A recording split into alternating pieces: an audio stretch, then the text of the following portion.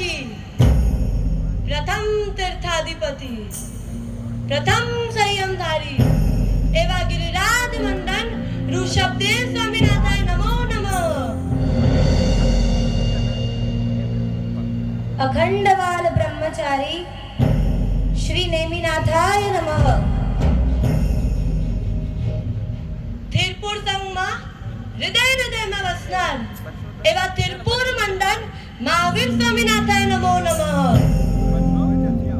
પરમ શ્રદ્ધાના કેન્દ્ર એવા શ્રી શંખેશ્વર પાર્શ્વનાથાય નમઃ.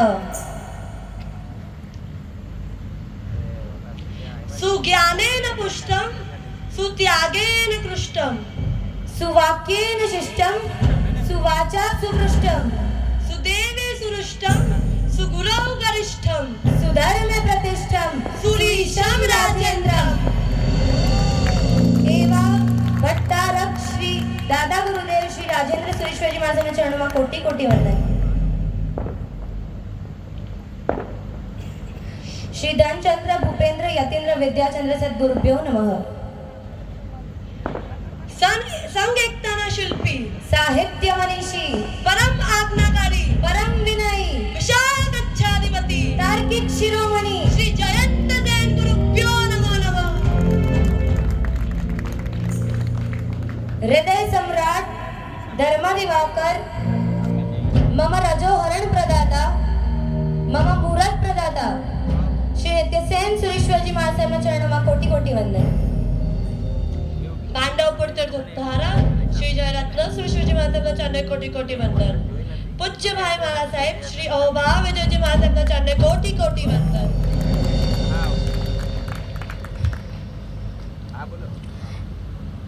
તપસ્વી રત્ના શ્રી શશિકલા શ્રીજી મહારાજના ચરણે કોટી કોટી વંદન. વૈરાગ્યના વરસાદમાં અમને સદા વરસાવતા ધોધમાર ગરમીમાં પણ અંદરથી ભીના રાખતા એમની સાધનાથી અમારો મોક્ષ માર્ગ ઉઘાડતા અનંતી છત્ર છાયામાં અનાદિ અનંત બનાવતા એવા શ્રી વાત્સલ્યવાદી ભવોદધિતારક શ્રી પરમ પૂજ્ય અનંત દ્રષ્ટા શ્રી મહારાજના ચરણે કોટી કોટી વંદન. અમારા ઉરમાં વૈરાગ્યના સૂર પૂરનારા શ્રી મયુર કલા શ્રીજી મહારાજના ચરણોમાં કોટી કોટી વંદન.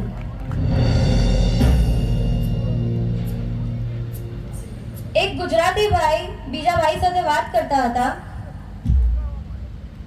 એ 200 પાનાનો ગ્રંથ લખતા હતા. તો એમને પૂછ્યું તમે પહેલી પંક્તિ શું લખી? તો કે શિવાજી મહારાજ ઘોડા ઉપર ચડ્યા. તો કે એ ગ્રંથની તમે છેલ્લી પંક્તિ શું લખી? તો કે શિવાજી મહારાજ ઘોડા પરથી ઉતરી ગયા. એ વચ્ચેના દરમિયાન એ ઉતરવા અને ચડવાની દરમિયાન વચ્ચે શું ચાલ્યું? તો કે ખાલી તબડક તબડક તબડક અને તબડક. એવી રીતે જ આ મનુષ્ય ભવની પહેલી પંક્તિ શું? આ ધરતી પર જન્મ લેવો. આ મનુષ્ય ભવની છેલ્લી પંક્તિ શું? આ ધરતી પરથી વિદાય લેવી. એના વચ્ચે શું? તબડક નહીં, ટક ટક ટક ટક ટક ટક. પણ અમારું જીવન ટક ટક ટક ટક નથી. અમારું જીવન તો ટકાટક બનવાનું છે. માત્ર આનો ફરક છે ટક અને ટકાટકમાં. એ અમાત્ર નથી, એ યાત્રા છે, જે આત્મોદ્ધાર છે.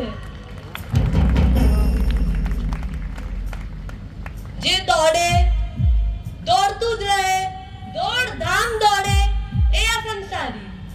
અને જે ઊભા રહે, વિચારે અને છેલ્લે દોડી પડે, એ છે સંયમી. અમે સંયમી બનવા જઈ રહ્યા છે પરમ દિવસે. આ જન્મમાં જ્યાં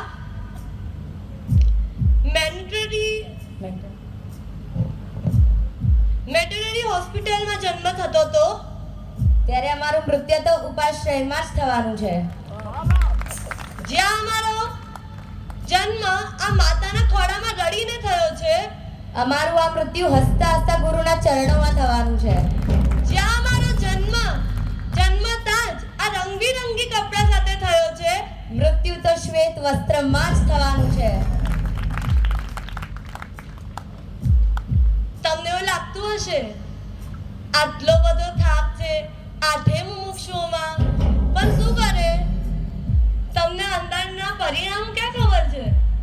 જે દિવસે ડિક્લેર થયું ને એ દિવસે રોગાથી પણ ઓઘો મળે ને એનાથી પણ 1000 ગુણો વધાર આનંદ આ આઠે આઠ મુમુક્ષુઓના રોમ રાજીમાં વર્તતા હતા. મનની પ્રસન્નતા અને શરીરની પ્રસન્નતા.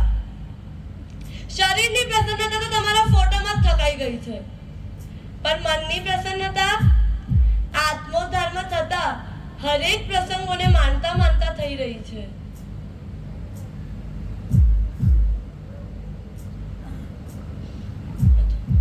મોર રાજા સામે આપી છે ફટકારી છે જોરદાર માર. આ ભાવમાં હવે નથી માનવાની અમને કોઈ પણ હાર. અખંડ આત્મોદ્ધાર કરવા નીકળ્યા છે છ મુમુક્ષુ સાથે આત્મોદ્ધાર. એવા આ અખંડ આત્મોદ્ધારમાં ખાસ ખાસ આશીર્વાદ આપજો અને બની જજો અમારો જ પરિવાર.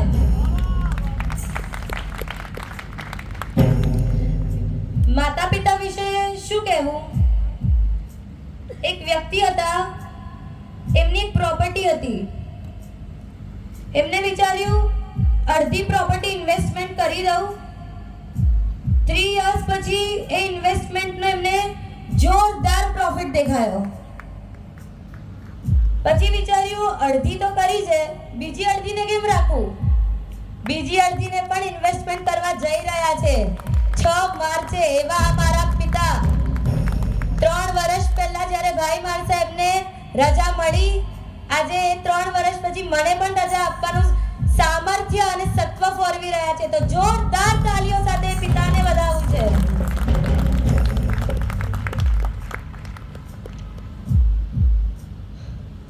ભવ્ય અને અભવ્ય બે જીવો હોય. ગાય અને ઊંટ બેવ દૂધ આપે છે. ગાયમાં દૂધમાં દહીં બનવાની યોગ્યતા છે, પણ ઊંટના દૂધમાં દહીં બનવાની યોગ્યતા નથી. મારા પિતામાં સંસારીથી સંયમી પિતા બનવાની યોગ્યતા છે. મારા પિતામાં મને દહીં બનાવવાની યોગ્યતા છે. મારા પિતામાં મને આત્મોદ્ધારી બનવાની યોગ્યતા આપી છે. એવા મારા પરમ પિતા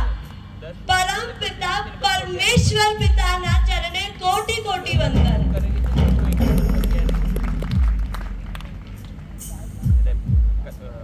માતા વિતે તો શું કહું? કાલે બપોરે જ એક વાત કહી કે તારો જન્મ જ્યારે 5 ઓક્ટોબર 2004 માં થયો હતો ને, ત્યારે જેટલો આનંદ મને હતો ને એનાથી 100 ગુણા વધારે આનંદ તારા નવા જન્મમાં મને થવાનો છે.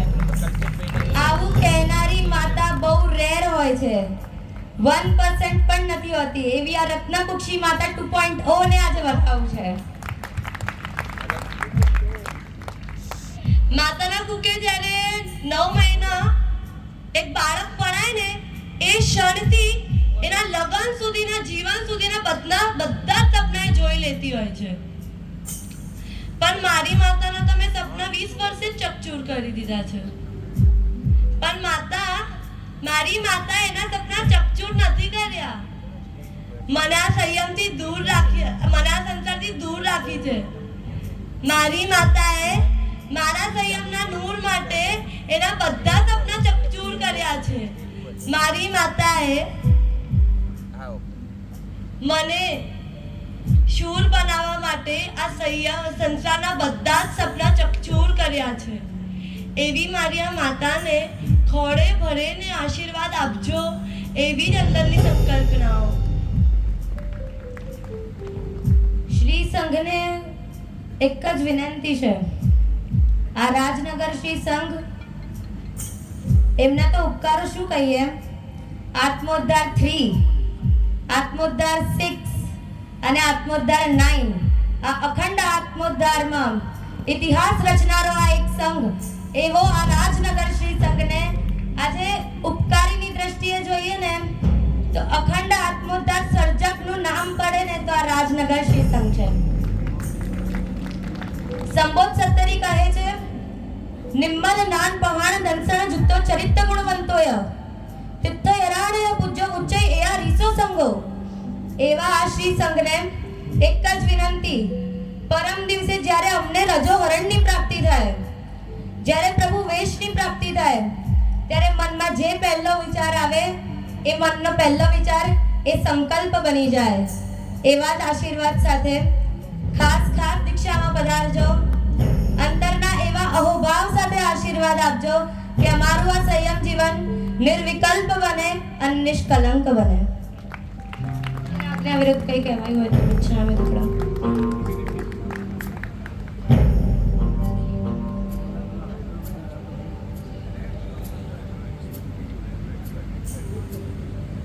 સંયમના એ શમના હવે થાશે પૂરણમ જેને ગુનાથી અળગા હવે ઓ બાલા પ્રભુવરમ ભટકી રહ્યો છે આત્માનો થોડાવો ભ્રમણ આખી બને રાજો હરણ બનાવો ને શ્રવણ મમ મુંડા વેહમ મમ પપ્પા વેહમ વેશમ રમ વેહમ મમ મુંડા વેહમ મમ પપ્પા વેહમ વેશમ રમ વેહમ વિનાતા વિરુદ્ધ કઈ પણ બોલાવ્યું હોય શ્રી વિદ્યુત વિચાર શમણું મારું સંયમનું